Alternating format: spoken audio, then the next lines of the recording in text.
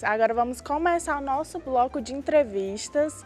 E aí, amigo, o que é que hoje a gente tem? Hoje nós vamos ter o doutor Fábio Eugênio, né? Ele é especialista há 20 anos em medicina reprodutiva. Ele vai falar um pouco com a gente sobre esse assunto, né? Vamos tirar algumas dúvidas e vamos começar agora com ele. Bom dia, doutor.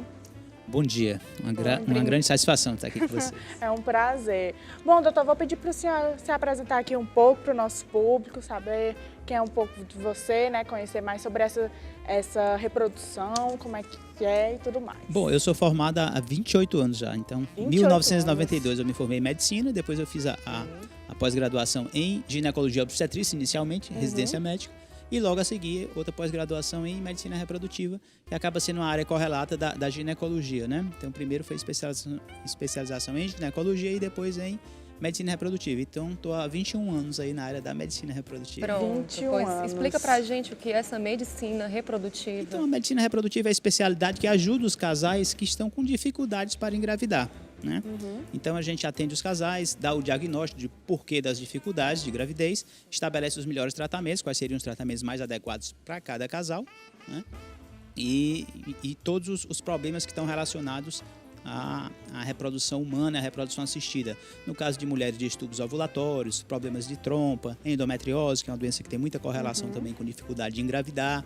No caso do homem, as alterações de produção de sêmen, né, alterações do espermograma, tudo isso pode levar a dificuldades do casal engravidar. E aí é que entra a medicina reprodutiva no diagnóstico e no tratamento desses casais. Entendi, pronto. E como é assim o primeiro passo? O casal percebe que está tendo uma diferença, assim, não está, já está há um certo tempo tentando engravidar e não consegue. O que é que a gente, assim, o casal deve fazer? Isso é importante frisar, como você colocou, por quê? Porque a gente tem que falar que a reprodução natural, a taxa de gravidez, de fecundidade na espécie humana, ela é relativamente baixa. Se a gente considerar uma mulher até 30 anos, quando ela está ainda no auge da sua capacidade reprodutiva, porque a qualidade do óvulo está muito boa, essa mulher de 30 anos ela tem 20% de chance mensal de engravidar, ela sendo fértil. Então a taxa mensal natural ela não é tão alta. Então a gente sempre fala para os casais que é comum, às vezes, demorar um pouquinho, então espera um pouquinho. Em casais jovens em que a mulher tem até 30 anos, a gente recomenda que possa esperar até um ano, tá, de relações sexuais sem uso de contraceptivos para obter a gravidez. Então depois de um ano, se não houve a gravidez natural, aí esse casal deve procurar a ajuda de um especialista. Ou antes desse tempo, caso a mulher tenha mais de 35 anos, porque aí o fator tempo passa a ser muito importante, então com 6 meses de tentativas, se a mulher tem mais de 35 anos, se ela não conseguiu engravidar, ela já deve procurar o especialista. Ou se mesmo antes desse tempo, se o casal já souber que teve alguma doença ao longo da vida que possa comprometer a fertilidade, como que a gente estava falando, endometriose no caso da mulher, um distúrbio ovulatório, a mulher que tem ciclos menstruais irregulares, síndrome do ovário policístico, né? Ou a mulher que fez uma cirurgia que comprometeu suas trompas, ou então o homem que tem uma varicocele, uma alteração de produção de sêmen, ou que teve alguma doença testicular, tá? Então, em todos esses casos, a gente já recomenda que procure um especialista. E o uso do anticoncepcional por muito tempo, né? Dificulta a gravidez? Isso é um mito, na realidade. Um mito, né? Muitas pacientes perguntam isso, muitos casais, e a mulher tem um pouco de receio. Mas o anticoncepcional hormonal, a pílula, né, principalmente, na realidade, ela protege o trato genital da mulher de doenças que podem levar à infertilidade. Tá? Então, o anticoncepcional ele diminui o risco de cistos de ovário, diminui o risco de endometriose, diminui o risco de doença inflamatória pélvica, diminui o risco de câncer de ovário, tá? Então, a tomada do anticoncepcional, ela só, lógico, ela bloqueia a fertilidade da mulher durante o tempo que está sendo tomado, com o objetivo contraceptivo. Mas a partir do momento que a mulher para o anticoncepcional, ela volta a ter sua fertilidade normal. E agora, por que essa confusão e esse mito que você falou? Porque às vezes a mulher passa muito tempo tomando anticoncepcional, vamos supor que ela começa aos 25 anos e toma até os 35. Quando ela para, ela pode ter dificuldade de engravidar porque ela já tem 35 anos e não porque ela tomou anticoncepcional. Então, na realidade, o que vai dar dificuldade é a passagem do tempo, tá? Porque para a mulher, a idade é fundamental para a chance de gravidez, porque a mulher ela nasce com uma quantidade limitada de óvulos. E a partir do momento do nascimento, a mulher está sempre perdendo óvulos ao longo da vida, nunca recupera. Por isso que a idade é tão importante para a mulher, né? Então a mulher atinge o ápice da sua fertilidade por volta dos 25 anos, se mantendo muito bem até os 30. Depois dos 30 já começa a haver uma queda moderada, que se acentua depois dos 35 e cai abruptamente depois dos 40 anos, né? Então a mulher tem que tomar muito cuidado em relação a isso aí. Então, uma mulher que já tem uma idade assim um pouco avançada, né, assim a partir dos 35 anos, e ela deseja engravidar, então realmente é essencial ela procurar um especialista. Mas eu vou fazer uma correção. A mulher de 35 anos não tem idade avançada. Não, É uma mulher assim, muito pra jovem. Uma mulher mais engravidar, com madura. certeza. Principalmente hoje em dia, as mulheres estão se mantendo jovens muito tempo. Eu recebo muitas pacientes de 45 anos no meu consultório que são pacientes jovilíssimas, pacientes que se cuidam e que...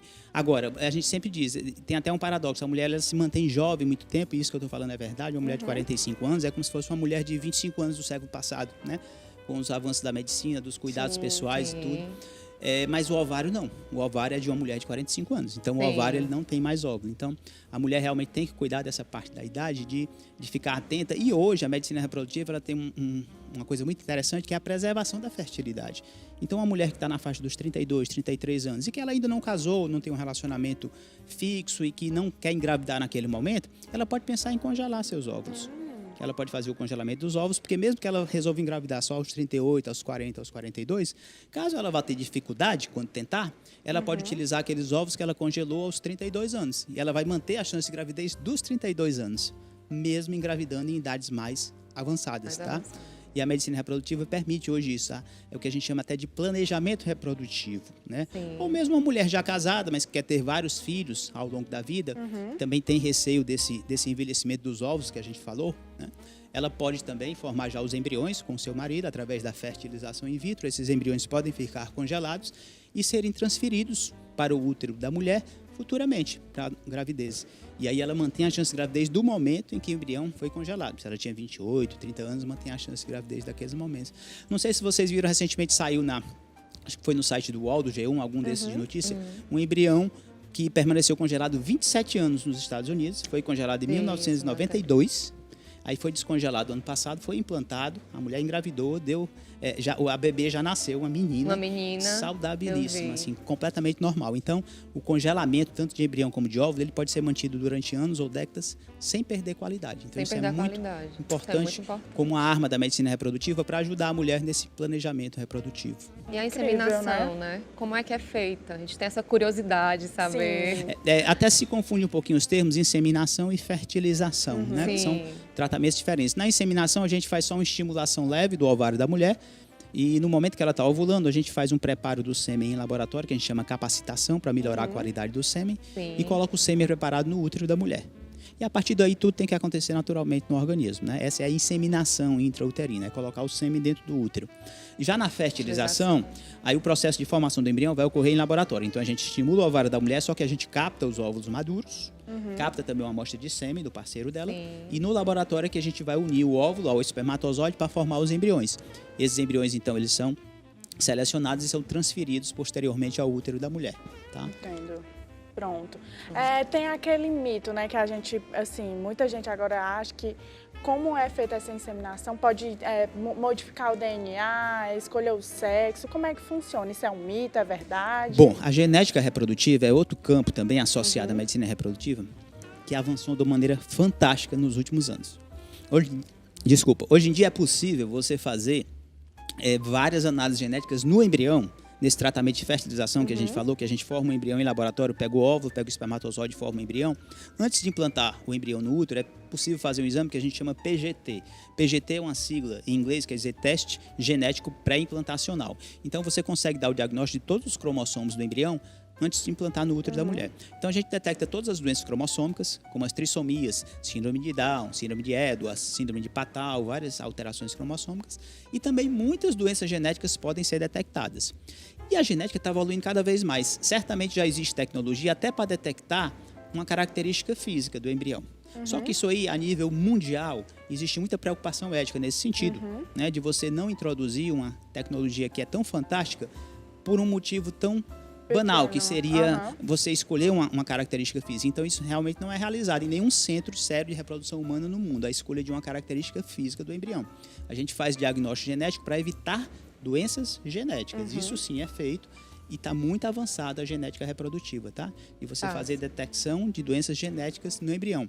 E quando você estuda os cromossomos, você estuda também o X e o Y. Então, por consequência, você acaba também sabendo se o embrião é masculino ou feminino, com o objetivo de evitar doenças genéticas, tá? Entendi. Sim.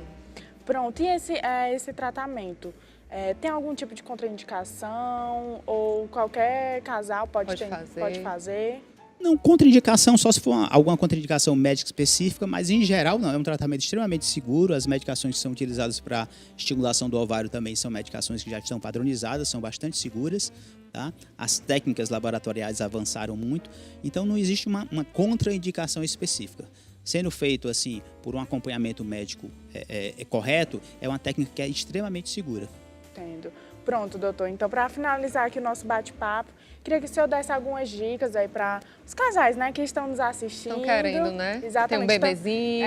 Um bebezinho que é muito bom, né? Não, com certeza, é uma né? graça. Então, havia muita preocupação nesse ano surreal, né, que a gente viveu e está terminando com essa Sim. pandemia.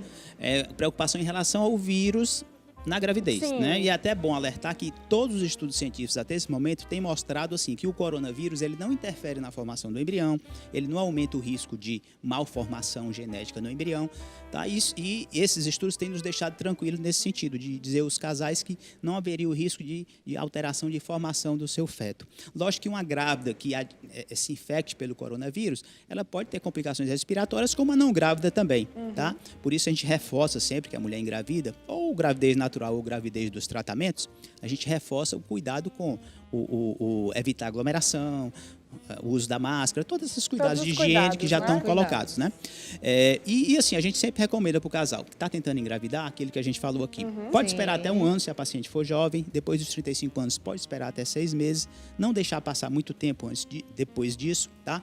E procurar ter hábitos de vida saudáveis, que isso ajuda sempre também na fertilidade natural. Então, se alimentar bem, alimentação balanceada, praticar atividade física. Muito importante, Muito né? importante, procurar dormir bem, manter um peso adequado para a altura, evitar hábitos deletérios como o tabagismo, tá? Ou bebida alcoólica em grande quantidade. Então, todos esses fatores em conjunto certamente vão potencializar também a fertilidade natural do casal, facilitando com que ele tenha uma gravidez natural. E se não conseguir, a medicina reprodutiva avançou muito e tem condições de ajudar efetivamente todos os casais que estão com dificuldade de engravidar. Ou seja, Pronto. para tudo tem uma solução, né? Sim. Com certeza, tem solução para tudo. Pronto, então é isso, gente. Esse aqui foi o nosso bate-papo com o Dr. Fábio Eugênio. Então, no próximo bloco tem muito mais entrevista.